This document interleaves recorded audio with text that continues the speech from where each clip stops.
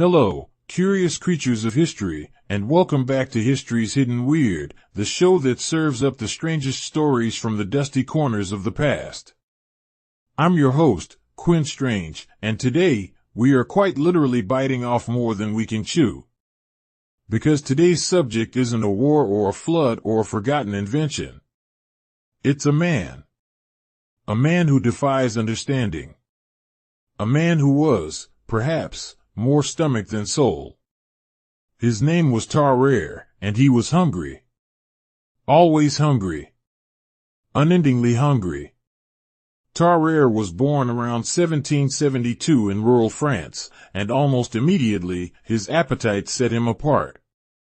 As a child, he could eat enough food for a grown man in a single day, and still be hungry. His family, poor and overwhelmed, eventually kicked him out as a teenager because they literally couldn't afford to feed him. Let's pause right there. Imagine being so ravenous that your own parents send you packing not out of cruelty, but out of economic survival. Tarrare then roamed the countryside, doing what many desperate people did in the 18th century. He joined a traveling freak show.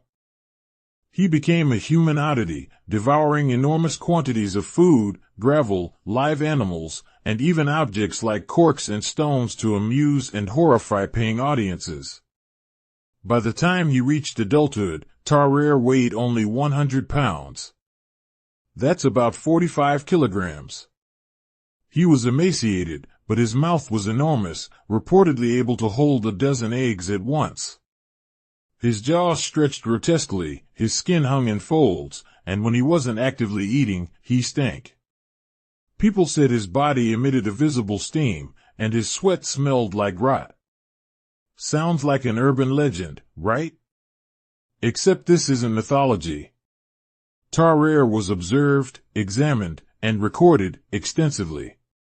In the 1790s, Tarrare made his way to Paris, where his extreme eating habits brought him to the attention of doctors, including one by the name of Dr. Pierre-François Percy, a military surgeon fascinated by this living biological anomaly.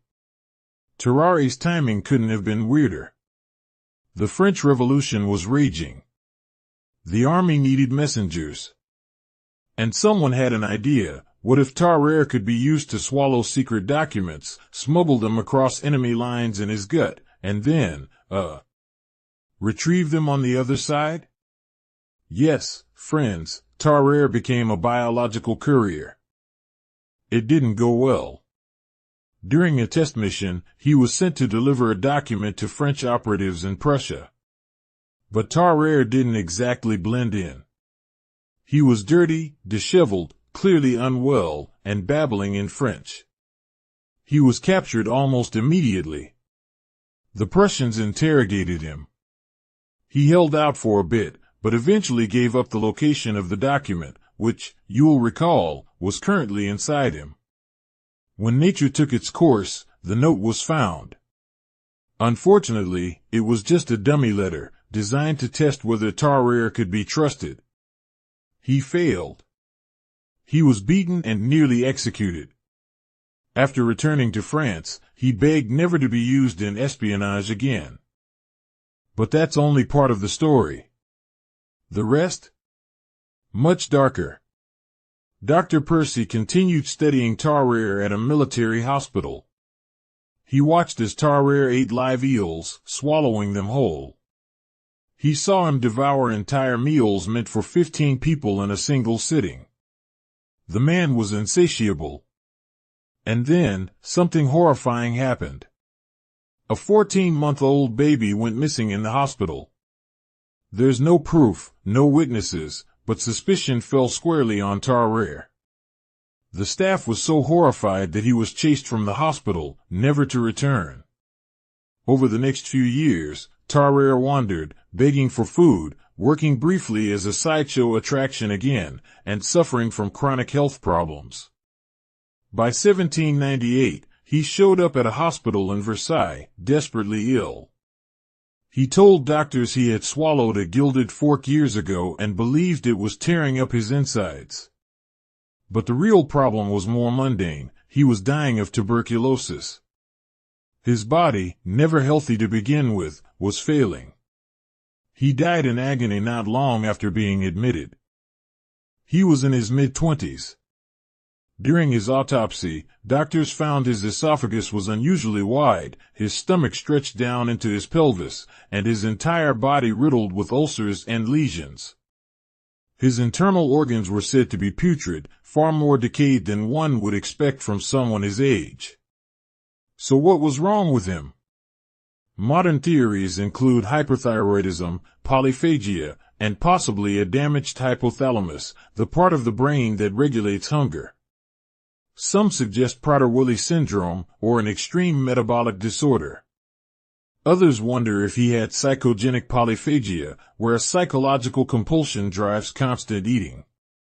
But in truth, no modern diagnosis completely explains all of Tarrare's symptoms: his extreme appetite, his physical build, his constant sweating, his resistance to pain, and the revolting odors his body produced.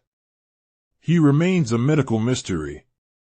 A footnote in textbooks. A walking paradox. And perhaps that's the eeriest part. He was not a monster. He was not a killer, or at least, not proven to be one.